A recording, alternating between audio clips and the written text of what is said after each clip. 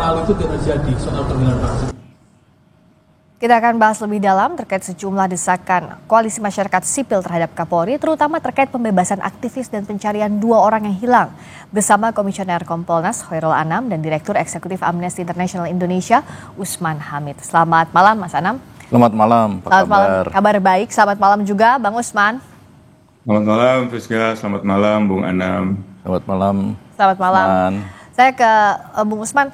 Apa yang hasil desakan, apa feedback dari Kapolri terhadap desakan dari koalisi masyarakat sipil agar aktivis ini segera dibebaskan dan juga yang hilang segera ditemukan? Kalau dari feedback yang disampaikan oleh Kapolri, seperti tadi juga diinformasikan di dalam intro program ini, Kapolri berjanji akan memilah-milah kasus-kasus yang masuk di dalam kepolisian, khususnya para aktivis yang ditangkap dan ditahan, untuk dibedakan mana yang misalnya bisa ditangguhkan, mana yang diproses hukum. Saya kira penangguhan penahanan itu sesuatu yang tidak menghentikan proses hukum, karena itu kami sangat sekali lagi mendesak agar mereka dibebaskan. Oke, tadi kan kita sudah dengar pernyataan Kapolri, tapi feedback yang kami maksud pada saat bertemu, apa ada lagi yang disampaikan Kapolri terhadap koalisi masyarakat sipil soal duduk perkara kasus ini misalnya, strukturnya sebenarnya seperti apa sih? Konstruksi kasusnya Mas Usman, kalau dari pihak Polri, versinya Polri? Ya, kalau dari pihak versinya Polri misalnya ada sejumlah unggahan dari misalnya Gejayan Memanggil atau Lokataru dan juga Blok Politik Pelajar serta Aliansi Mahasiswa Penggugat yang menurut mereka digolongkan sebagai penghasutan untuk melakukan kekerasan.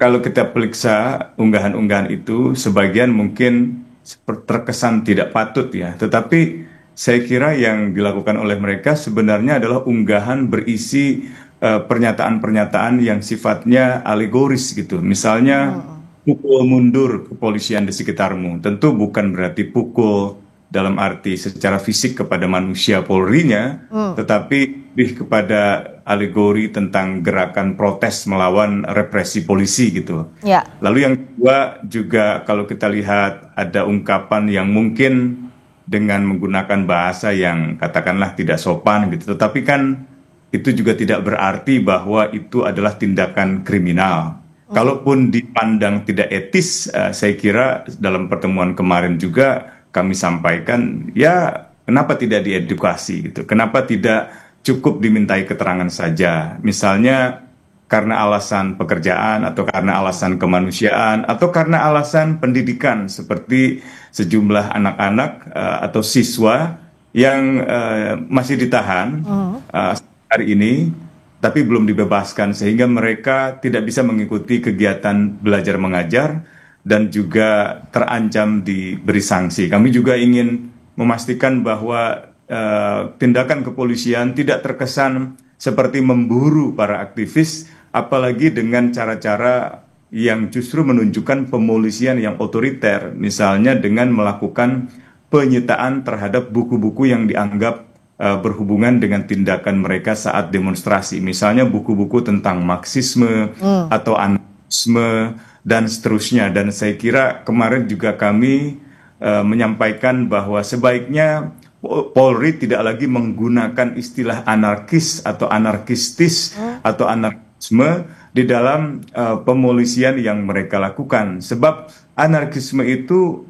tidak identik dengan kekerasan. Ya. Pemahaman bahwa tindakan anarkistis adalah tindakan kekerasan itu adalah pemahaman yang keliru secara konseptual. Nah, kami ingatkan bahwa pihak kepolisian dapat ditertawakan oleh para intelektual seperti sejarawan Anhar Gonggong atau yang lain kalau terus menggunakan istilah itu akan memberikan Polri tidak profesional. Jadi sebaiknya jangan sampai ada penyitaan buku lagi, dan sebaiknya proses hukum ini benar-benar didasarkan pada bukti-bukti tentang misalnya keterlibatan mereka di dalam kekerasan. Kalau tidak ada sebaiknya lepaskan. Gitu. Oke, kalau dari sisinya Mas Anam, menyambung tadi yang Mas Usman, apakah ada penegakan hukum yang otoriter dalam penanganan kasus aktivis?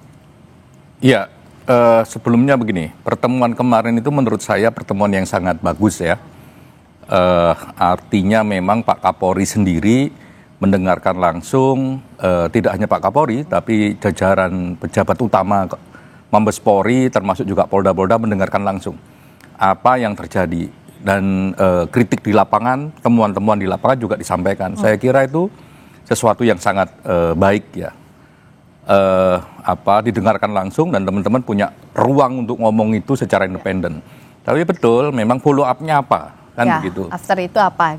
Saya kira memang harus ada pertemuan berikutnya. Kalau kemarin Pak Kapolri sendiri misalnya menyebutkan ya ini harus dipilah mana yang bisa diproses, mana yang enggak. Saya kira mana yang bisa diproses, mana yang enggak, harus melibatkan juga masyarakat sipil. Okay. Karena salah satu kritiknya misalnya ajakan untuk aksi misalnya. Kan kalau ajakan untuk aksi itu kan dalam koridor hak asasi manusia, yaitu sah, itu legal. Misalnya begitulah, mana yang memang bisa diproses, mana yang tidak, saya kira harus ada pertemuan. Jadi tidak hanya diputuskan oleh kepolisian, tapi juga bisa dicek semuanya. Oh ini nggak bisa. Yang mana yang kekerasan, yang mana ajakan, yang mana ide dan sebagainya. Sehingga aksi itu yang memang bagian dari kebebasan berekspresi ya dijaga. Kan tugasnya kepolisian itu kan menjaga dan melindungi orang yang menyuarakan, yang berekspresi. Gitu. Nah, kayak gitu harus dipilah. Nah, siapa yang memilah? Saya kira pertemuan kedua atau ketiga nanti itu bagian dari itu. Jadi ada proses yang simultan. Kalau kemarin banyak kritik ya, ayo mana yang bisa terus, mana yang tidak dan sebagainya. Tapi saya kira satu dimensi yang gede begini, ini kan kebebasan berekspresi, ini juga menyehatkan demokrasi kita, juga termasuk menyehatkan kepolisian. Saya kira duduk bersama untuk bikin understanding antara masyarakat dengan kepolisian jadi sangat penting. Mana batasan kebebasan ekspresi, mana yang tidak, mana yang bisa diproses, mana yang tidak. Iya. Kalau dari Mas Usman, sebenarnya kalau dari Koalisi Masyarakat Sipil, apakah sudah ada gambaran memilah mana yang memang masuk kebebasan berekspresi, mana yang bisa diproses masuk ranah pidana? Gimana Mas Usman? Ya, misalnya yang berkembang dalam diskusi kemarin, Bung Ijul dari PBHI menjelaskan tentang keterlibatan anggota intelijen tempur atau anggota militer dari kavaleri misalnya, yang jelas-jelas ada di lokasi dan terlibat di dalam aksi kerusuhan itu. Tetapi itu justru berhenti, dibebaskan dan tidak ada proses hukum lebih lanjut. Sementara aktivis seperti Sahdan Hussein atau yang terakhir Fahrul Rozi atau Paul di Jogja misalnya, atau Faiz, Ikatan Mahasiswa Muhammadiyah yang dalam pekan ini juga diliput di dalam majalah Tempo mengalami penyiksaan dan seterusnya, bahkan padahal dia tidak melakukan kekerasan sama sekali, dia terlibat di dalam katakanlah membakar fasilitas DPRD atau fasilitas gedung pemerintahan gitu. Kalaupun ada yang kesannya melakukan kekerasan, lebih banyak didasarkan pada unggahan-unggahan di ranah digital. Nah, katakanlah di ranah digital itu ada hal-hal yang sifatnya tidak etis gitu, seperti bahasa-bahasa yang kurang patut gitu. Tapi apakah itu berarti memang tergolong ke dalam tindakan kriminal, dan apakah tindakan itu memang layak untuk diperlakukan penahanan misalnya, harus ditahan gitu kan? Biasanya kan penahanan itu hanya untuk kejahatan-kejahatan yang tidak ringan gitu, yang memang membuka potensi bagi orangnya untuk melakukan tindakan itu kembali untuk mengulangi perbuatannya atau melarikan diri atau menghilangkan bukti gitu. Jadi hal-hal yang kemarin kita bahas tuh adalah semacam paradoks gitu. Di satu sisi ada keterlibatan anggota militer dibiarkan, tapi ada anggota organisasi masyarakat sipil malah ditahan gitu. Ini kan kesannya menyalahkan aktivis, padahal kalau mau tahu apa yang sesungguhnya terjadi, mestinya pemerintah membentuk tim gabungan pencari fakta. Tidak mungkin polisi misalnya membongkar keterlibatan anggota militer atau anggota sendiri atau anggota intelijen gitu tanpa ada tim gabungan pencari fakta. Itu juga yang kami tekankan, supaya kepolisian tidak terkesan sebagai sumber segala masalah, padahal sumber segala masalahnya ada pemerintah dan di DPR, yaitu kebijakan-kebijakan yang pro elit dan kurang berpihak pada rakyat dalam soal pajak, dalam soal tenaga kerjaan dan seterusnya gitu. Paradoks ini dilihat juga kah oleh Kompolnas, dan bagaimana pula untuk kasus aktivis yang hilang menurut Kompolnas? Usai jeda di Sapa Indonesia Malam, kami kembali.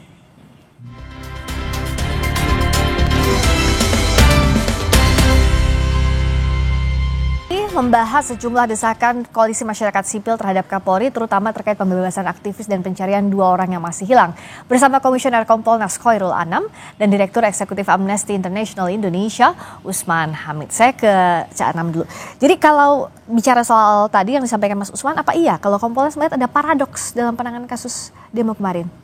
Iya, salah satu yang paling penting yang tadi Bung Usman bilang bahwa ada Ijul juga bilang bahwa ada karakter, pola yang ada dalam aksi itu, dia sebutin badannya tegap dan sebagainya. Dan juga mendorong agar memang ada tim investigasi independen. Saya juga kemarin ngomong pentingnya untuk membentuk tim investigasi independen sehingga melihatnya secara menyeluruh. Gitu ya, jangan sampai misalnya ini aktivis yang memang berhari-hari aksi, memperjuangkan demokrasi dan sebagainya, ya terus yang lain malah dibiarkan misalnya begitu. Ya.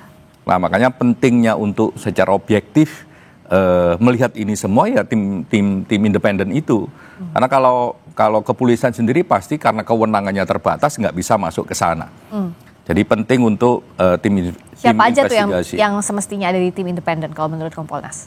Iya, publik lah yang memiliki pengetahuan soal hak asasi manusia, yang memiliki rekam jejak bagus independensinya, yang memiliki kemampuan juga melakukan investigasi. Bung Usman misalnya punya pengalaman di kasus Munir dan berbagai kasus yang lain bisa terlibat di situ.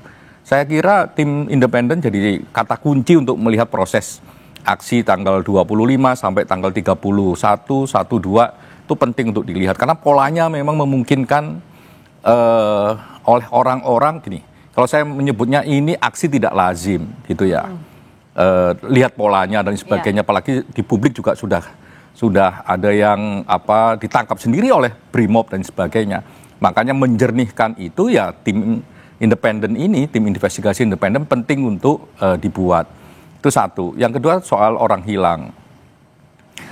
Tadi saya juga berkomunikasi dengan Polda ya soal bagaimana update orang hilang. Ya. Yang pasti semua rekam jejak digitalnya sedang ditelusurin.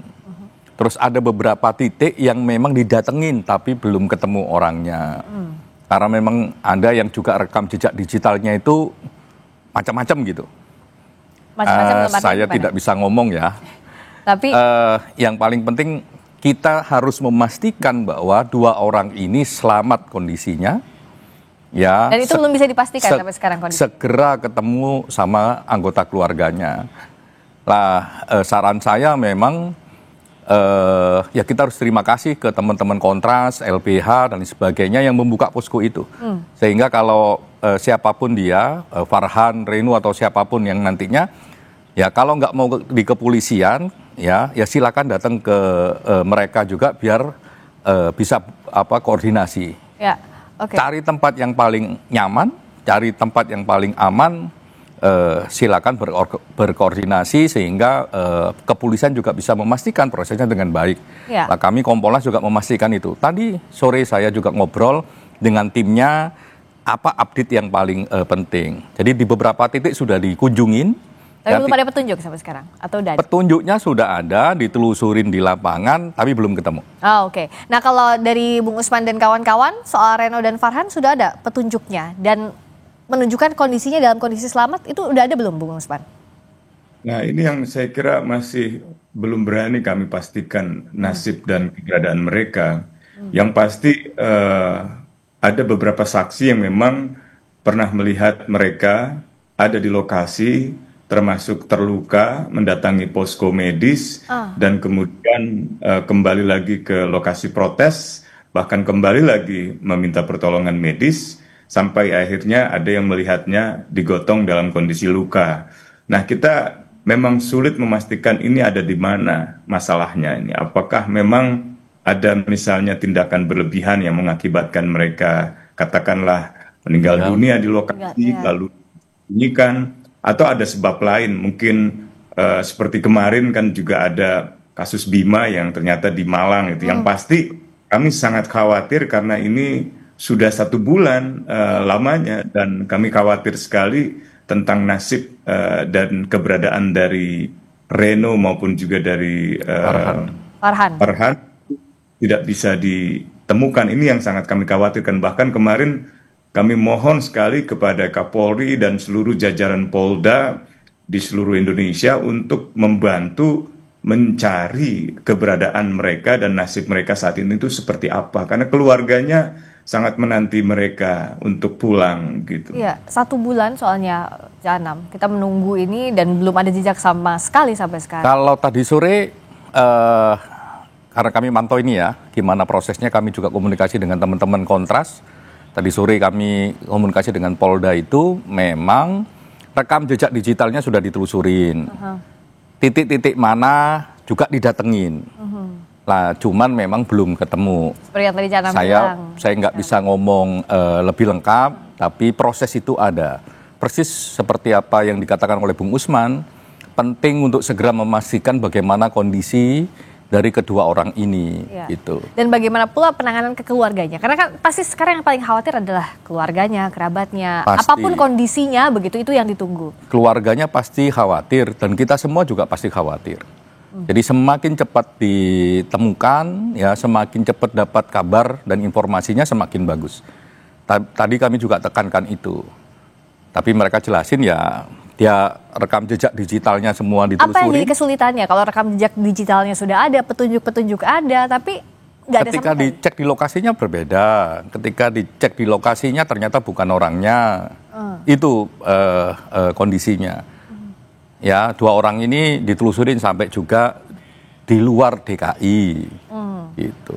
Oke, nah kalau dari Bung Usman, jadi kan ada 2 sekarang yang harus diselesaikan. 1 aktivis yang masih ditahan, yang kedua juga Reno dan Farhan masih belum ditemukan. Apa yang harus dilakukan dalam waktu cepat? Artinya tim independen ini siapa-siapa saja yang bisa terlibat agar 2 persoalan besar ini bisa segera dituntaskan, Bung Usman? Ya, pertama selain Reno dan misalnya Farhan yang masih hilang, ada satu lagi Farhan yang juga sangat penting, yaitu Farhan Indra Setiawan. Ini pelajar kelas 12 dari SMA Negeri 62 Jakarta. Dia sudah ditahan sekitar 3 minggu dan sebenarnya dia hanya ikut demonstrasi dan dia tidak melakukan pengerusakan, tidak melakukan pencurian atau penjarahan. Tapi hingga hari ini tidak bisa mengikuti sekolah. Dan saya juga dalam kesempatan ini saya ingin memohon kepada pihak sekolah SMA Negeri 62 untuk tidak memberhentikan Farhan. Sekaligus juga saya memohon sekali lagi kepada Pak Kapolda, Pak Asep, Pak Wakapolda, Pak Dekananto untuk membebaskan Farhan Indra Setiawan atau menangguhkan penahanannya. Saya bersedia untuk menjadi pengacaranya, untuk mendampingi proses hukum selanjutnya seandainya itu diperlukan. Dan yang kedua mengenai tim gabungan pencari fakta atau tim gabungan independen pencari fakta itu betul-betul sangat dibutuhkan. Kemarin Presiden menyampaikan pidato di depan acara Partai Keadilan Sejahtera yang menyatakan bahwa mereka yang saat ini ditahan adalah perusuh dan mereka bukan aktivis atau mereka yang melakukan kerusuhan itu dimaksudkan untuk mengadu domba. Saya mengerti maksudnya Presiden adalah mereka yang merusuh bukanlah aktivis, tetapi konteks pernyataan Presiden itu harus diluruskan. Kalau tidak, ia akan menyesatkan. Misalnya begini, kami ini sedang memperjuangkan pembebasan para aktivis yang ditahan.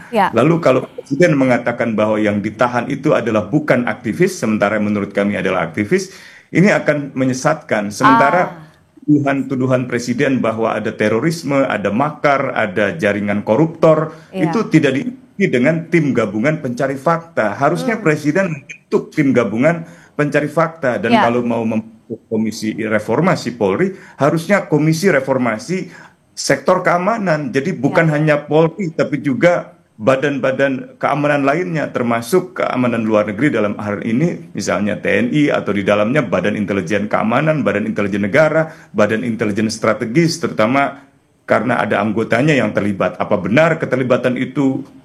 Siapa saja yang terlibat, siapa yang bertanggung jawab, ini harus dibongkar. Jadi keluarga korban berhak tahu kebenaran di balik peristiwa ini. Masyarakat Indonesia juga berhak tahu ujungnya ini apa sih? Apa sih sebenarnya terjadi di balik kerusuhan itu? Mustahil masyarakat biasa bisa mengorganisir diri, membakar gedung-gedung pemerintahan. Mustahil misalnya masyarakat bisa berani berkumpul di tengah malam, dini hari, menyerang misalnya rumah Menteri Keuangan. Jadi saya kira itu yang harus diungkapkan kebenaran peristiwa itu apa sebenarnya. Termasuk juga tadi diluruskan perlu pemerintah, dalam hal ini Presiden meluruskan bahwa yang di dalam itu bukan aktivis agar tidak jadi mispersepsi lagi. Ya, saya kira sebaiknya diluruskan. Saya khawatir Presiden tim mencari fakta itu yang paling objektif. Saya setuju dengan Usman bahwa memang melihat semua problem ini ya ayo kita tim independen pencari fakta ini segera dibentuk sehingga kita tahu apa yang terjadi.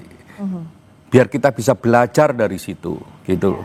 Jadi dengan... Dan jangan sampai ada yang merasa ada yang ditutupi. Iya dong. Atau tebang pilih, ada paradoks yang salah ya harus dihukum, direformasi dan lain sebagainya, gitu. Jadi ya jawabannya biar ini menyeluruh, nggak sepenggal-penggal, memang tim independen pencari fakta itu jadi jawaban.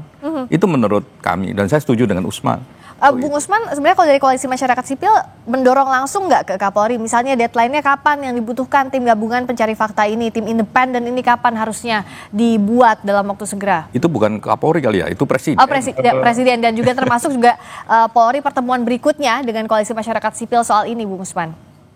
Ya, untuk yang ke Kapolri, setelah pertemuan kemarin, Kapolri langsung menunjuk Kabareskrim untuk menindaklanjuti pertemuan kemarin untuk membicarakan kasus-kasus yang menyangkut penahanan para aktivis, baik itu yang bekerja di lembaga swadaya masyarakat maupun juga yang masih berstatus pelajar. Kabareskrim kemarin juga menyampaikan bahwa dari 900 lebih orang yang ditangkap, yang berstatus tersangka, ada sekitar 600-an orang yang masih ditahan. Dan Kabareskrim kemarin mengatakan semua anak-anak atau semua orang yang ditahan yang berusia di bawah 18 tahun sudah dilepaskan. Nah, kemarin saya juga ingin menyampaikan bahwa apakah benar semua pelajar sudah dibebaskan. Itu sangat penting karena sampai hari ini saya masih mendengar Farhan Indra Setiawan, pelajar SMA Negeri 62, belum dibebaskan. Nah, ini saya kira perlu tindak lanjut ya, kalau bisa ya pekan ini pertemuan dengan Kabareskrim, dengan Kapolda Metro atau dengan Kapolda di wilayah lain, daerah istimewa Yogyakarta atau di Jawa Timur atau di Jawa di mana terjadi juga penangkapan. Saya ingin sekali pertemuan kemarin bukan sekedar simbolisme, bukan sekedar pertemuan yang sekali lalu tidak lagi ada. Tidak ada follow up-nya. Yang terakhir adalah tim gabungan pencari fakta ini harus harus dibentuk segera, dan saya menyesalkan pernyataan Menko atau pernyataan pemerintah yang membatalkan tim gabungan pencari fakta itu hanya menyerahkan kepada 6 lembaga nasional hak asasi manusia, karena lembaga itu sudah sedari awal membatasi diri dengan mengatakan penyelidikannya bersifat non pro justisia. Nah itu akan sangat sulit mengharapkan sebuah fakta-fakta kebenaran yang utuh tentang mana peristiwa terjadi dan mengapa itu terjadi. Terakhir, Kompolnas bagaimana mendesak Polri segera bertemu lagi dengan Koalisi Masyarakat Sipil, termasuk tim gabungan independennya jadi dibentuk semestinya setelah dibilang batal oleh pemerintah. Singkat saja.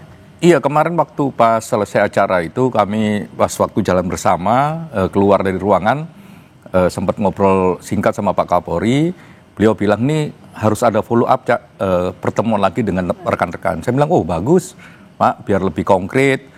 Salah satunya juga soal permintaan teman-teman itu, soal pembebasan, soal penangguhan dan sebagainya. Termasuk juga soal yang 2 orang hilang yang belum diketemukan. Dan beliau juga segera aja gitu.